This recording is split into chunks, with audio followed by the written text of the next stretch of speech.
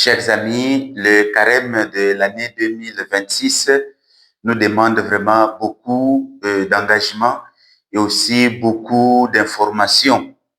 Parce que le carême, comme vous le savez bien, et ça coïncide, ça tombe avec le ramadan.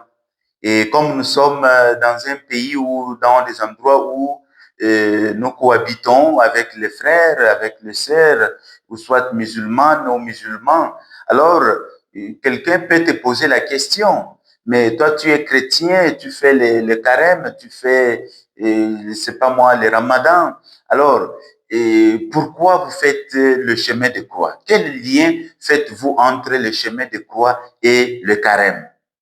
Alors, maintenant, je vais vous donner quelques réponses très simples que vous pouvez donner à vos frères ou à vos sœurs qui vous posent la question de savoir un peu le fondement de votre foi. D'abord, pour nous-mêmes les chrétiens, on voit que le chemin de croix est, disons, c'est quelque chose on n'a pas besoin d'expliquer, de donner des explications aux gens parce que pour nous, c'est spontané. Mais pour les gens qui ne sont pas chrétiens, ça pose beaucoup de questions, ça pose beaucoup de problèmes. Alors, qu'est-ce qu'il faut faire? Si on vous demande, par exemple, est-ce que Jésus a-t-il fait le chemin de croix? Si oui, expliquez. Sinon, pourquoi faites-vous le chemin de croix si Jésus ne l'a pas fait? Alors, pour répondre à cette question, il faut simplement dire que, historiquement, si on va visiter, disons, l'histoire, si on va faire des recherches historiques, Jésus n'a pas fait un exercice de piété, mais il a vécu la réalité brutale du chemin de la douleur. Il a réellement porté sa croix. Réellement, il a porté sa croix. Et depuis le tribunal de Ponce Pilate jusqu'au sommet de Golgotha, c'est-à-dire au calvaire, où il a été crucifié. Alors, les chutes, les rencontres, soit avec sa maman Marie, ou l'aide de Simon de Cyrène, sont des étapes réelles de sa marche vers sa mort. Nous allons voir sous les pieds de la croix, il y a Marie qui était là. Et quand Jésus a dit, voilà, voici femme, voici ton fils, fils, voici ta mère. Et donc, c'est ça, ce sont des rencontres qui sont vraiment réelles. Alors, si on entre maintenant dans la spiritualité, le chemin de croix tel que nous le pratiquons aujourd'hui, les 14 stations que nous faisons, soit à l'intérieur de l'Église ou en dehors de l'Église, est une commémoration. C'est une manière pour les fidèles chrétiens catholiques de refaire spirituellement ces trajets que Jésus a physiquement fait il y a 2000 ans. Alors, si on vous pose par exemple la question, pourquoi tu fais le chemin des croix? Pourquoi j'ai fait ce chemin des croix? Alors, 3 raisons fondamentales à donner à la personne qui vous pose la question, pourquoi tu fais le chemin des croix? La première raison, c'est quoi? C'est faire mémoire. Faire mémoire. C'est la gratitude.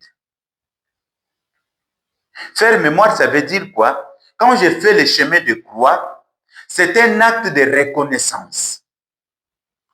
En s'arrêtant à chaque station, je réalise l'ampleur du sacrifice du Christ. Alors, je ne me contente pas de dire Jésus est mort pour moi ou Jésus est mort pour nous, mais je regarde précisément comment il a souffert par amour sur la croix, les bras étendus sur la croix. Deuxième raison, c'est que c'est la solidarité. Solidarité. Marcher avec le Christ.